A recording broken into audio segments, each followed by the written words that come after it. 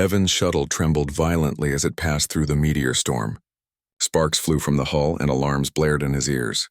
He gripped the controls tightly, trying to stabilize the craft. He had trained for emergencies, but nothing had prepared him for this. Every moment felt heavier, like gravity itself was pushing down on him. Then, with a loud jolt, the shuttle skidded across the surface of an unknown moon, kicking up clouds of dust. The impact threw him forward, but his seatbelt held him in place.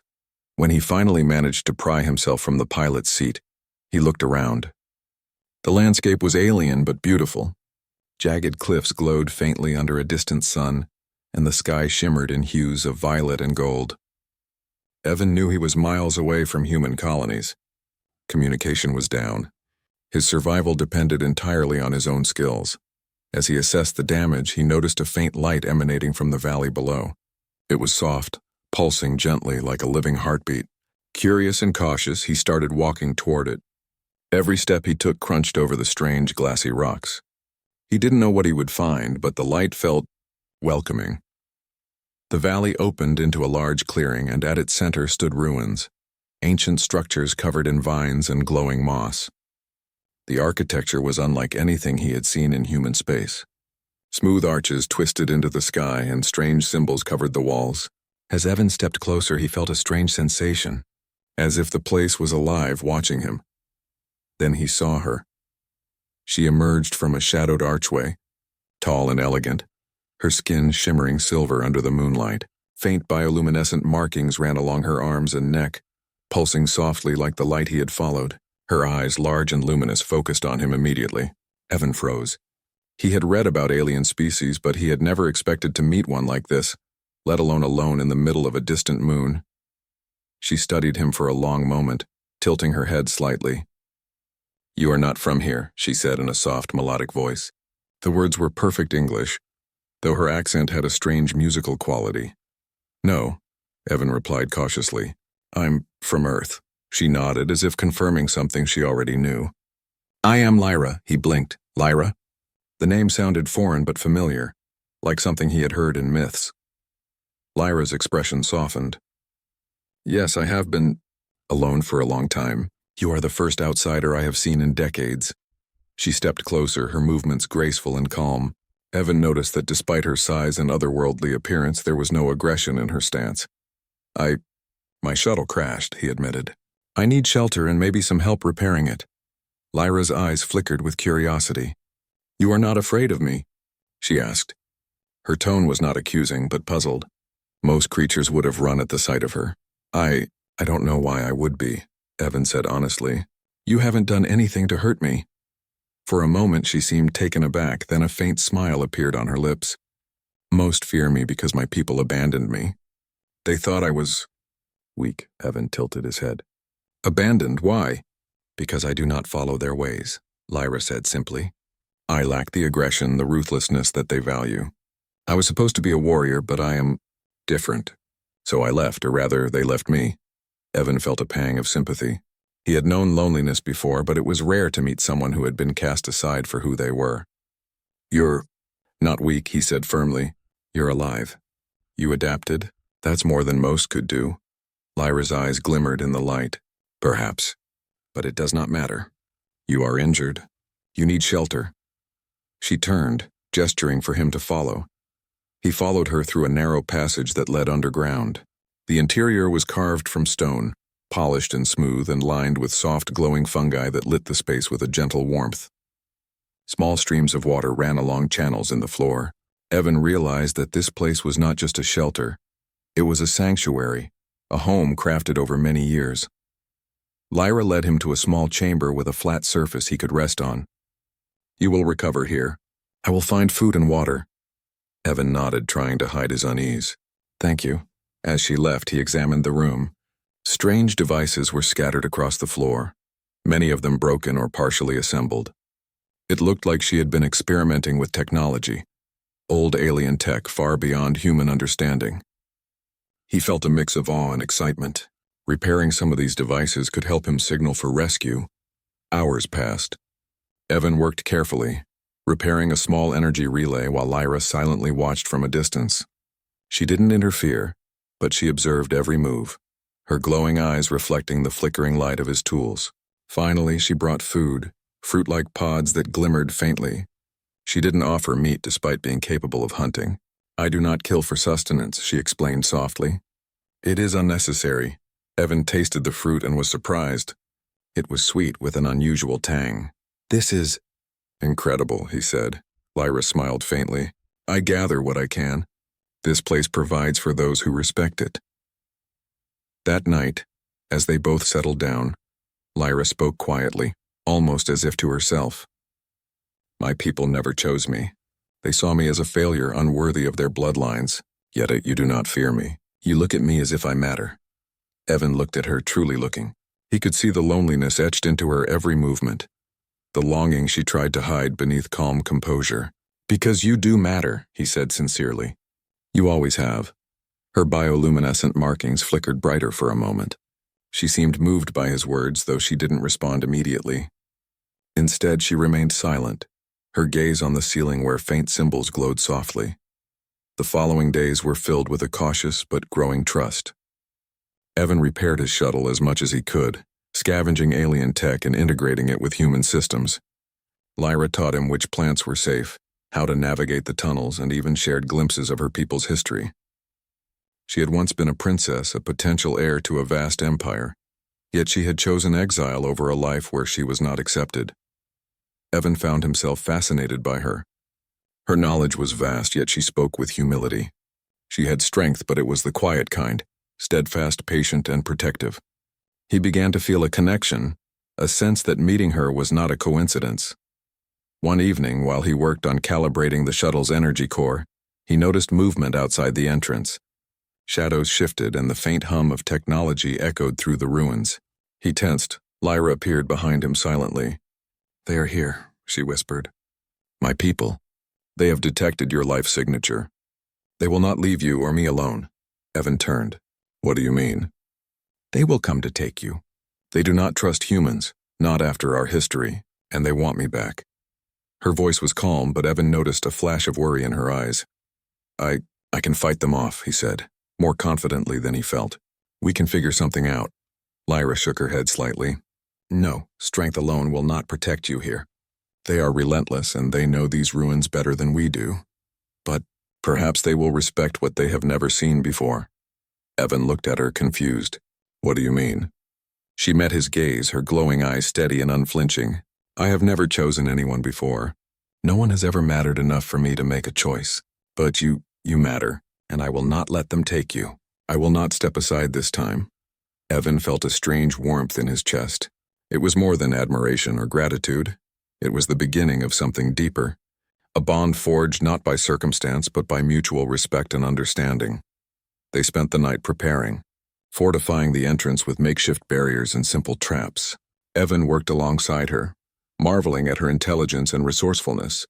Every movement she made was precise, deliberate, yet somehow graceful. For the first time in his life, he felt a sense of partnership with someone utterly alien, someone who had every reason to reject him but instead chose to trust him. As the twin moons rose high above the ruins, casting silver light over the valley, Evan realized that whatever happened next, he was no longer alone. He had found someone who saw him, not as a human, not as an outsider, but as someone worth protecting. And in return, he saw her, not as a princess or a warrior, or a defect, but as someone who finally had a reason to hope. Outside, the alien drones began their patrol, unaware of the quiet determination building inside the ruins. Inside, a human and an alien princess prepared to face a world that had never understood them. And for the first time, Lyra felt something she had never known, that she had been chosen, not for duty, not for power, but simply because someone cared. Evan didn't know what the future held, but as he looked at Lyra, he knew one thing. Together, they might just survive. Evan and Lyra waited in tense silence as the shadows outside shifted. The faint hum of alien engines vibrated through the walls, sending a chill down Evan's spine. He had never felt so exposed. The ruins had felt safe, almost like a sanctuary, but now that illusion had vanished. Every instinct told him danger was near, yet a strange calm settled over him when he looked at Lyra. She was not afraid. Her glowing eyes scanned the walls, the tunnels, the entrances, calculating, analyzing. She was ready. The first of them arrived just before dawn. A small squad of alien warriors clad in gleaming armor descended into the valley. They moved like predators, silent and precise, their weapons shimmering under the rising sun. They were not here to negotiate. They were here to take back what belonged to their empire. Lyra stepped forward, her posture unyielding. Evan followed, gripping the makeshift shock lance he had fashioned from scrap metal and alien circuitry. He had no training for combat against these creatures, but he had determination, and that mattered more than he realized. The leader of the squad, a towering figure with silver-plated armor and sharp eyes, spoke first. "Lyra," he commanded, his voice echoing across the valley. "You are required to return to the Empire. The human is to be secured and removed immediately." Lyra's response was steady, her voice clear and unwavering. "I will not go. He is under my protection." The alien leader's eyes narrowed. "You defy your bloodline? You defend a lesser species?" "I choose him," Lyra said simply. Her markings pulsed brighter, her energy radiating a confidence she had never allowed herself before. "He saw me. Not as a tool, not as a warrior, not as a defect. He saw me, and I will not abandon him." Evan felt his heart race. He had never been praised like this, never defended with such conviction. For a moment he forgot the danger, forgotten the fear. He simply stood beside her, realizing that together they were stronger than they had ever been apart. The alien squad did not attack immediately. They circled, weapons ready, observing. They had faced rebellion before, but never loyalty like this. Lyra's presence seemed to shift something in them, a force they could not measure. Evan knew they couldn't last forever if they fought head-on. He whispered to Lyra, "We need a plan. We can't beat them with strength alone." She nodded slightly. "I have studied their tactics. They value control and fear. We can use that against them." Working quickly, they barricaded the entrances with debris and set up simple traps, wires that would trigger small energy discharges, pit traps, and false pathways. Evan's heart pounded as they worked, but Lyra remained calm, guiding him with precision. She moved silently, graceful and focused, and he marveled at her intelligence and courage. As the alien warriors advanced, Evan activated a small EMP device he had modified from his shuttle. A pulse of energy rippled across the ground, temporarily disabling some of the enemy's weapons. Confused and momentarily powerless, the aliens hesitated. Lyra seized the opportunity. She darted forward with agility and speed, using her knowledge of the terrain to outmaneuver the squad. She was not violent, not unnecessarily, but she was precise and strategic. Evan followed, using his lance to disable small drones and trip mechanisms. Together they created chaos without hurting anyone seriously. The squad leader growled, frustration evident. "You underestimate the Empire," he shouted. Lyra turned to face him, her glowing eyes unwavering. "I do not underestimate anyone. I only choose who I will protect. And I choose him." The leader's expression faltered. None of his previous opponents had ever spoken with such certainty, such devotion. For the first time, he felt the weight of something he could not control. Loyalty, the kind that was stronger than fear, stronger than authority. Hours passed like this, a tense dance of strategy and cunning. Evan's muscles ached and his mind was exhausted, but he did not falter. He had never fought like this before, yet every move he made was guided by trust in Lyra.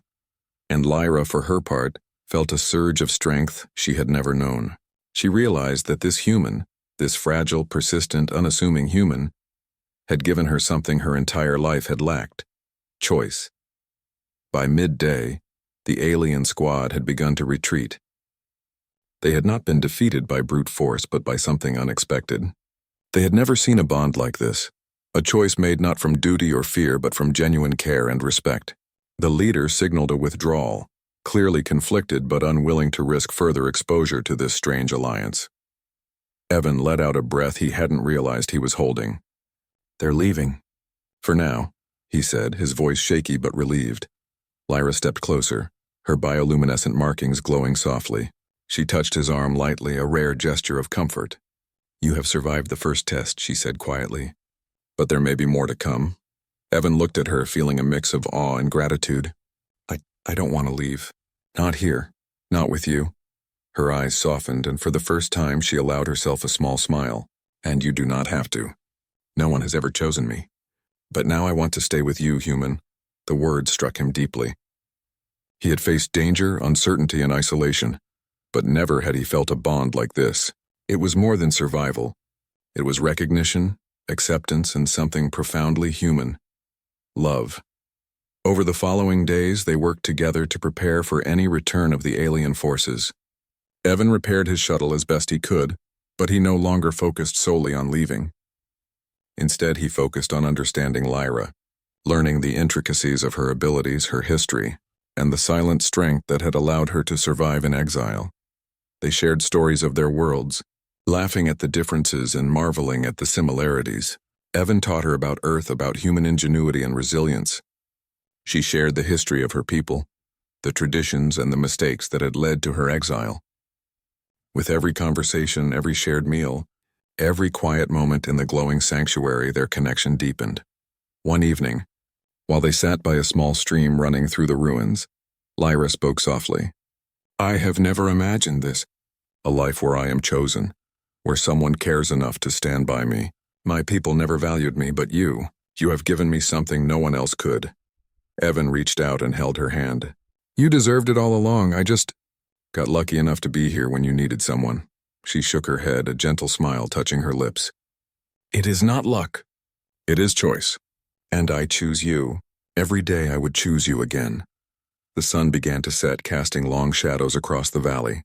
The ruins glowed softly in the twilight, a silent witness to the bond forming between a human and an alien princess.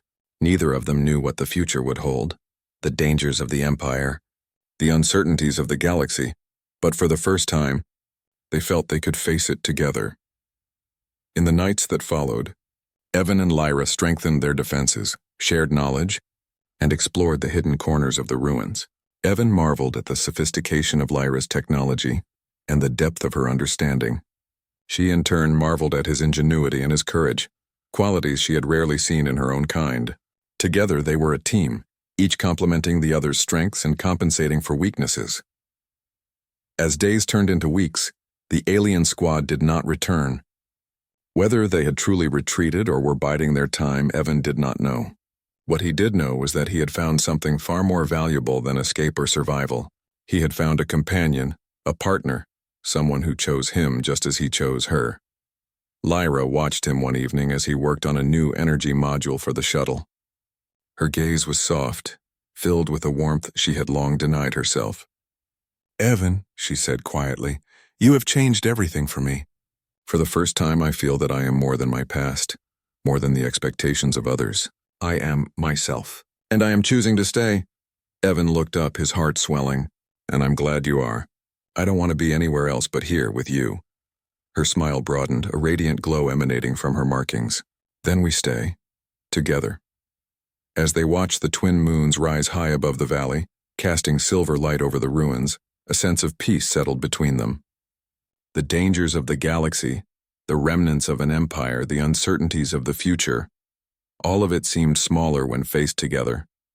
They had found something rare and precious, a bond forged not by duty or circumstance, but by mutual recognition, respect, and choice.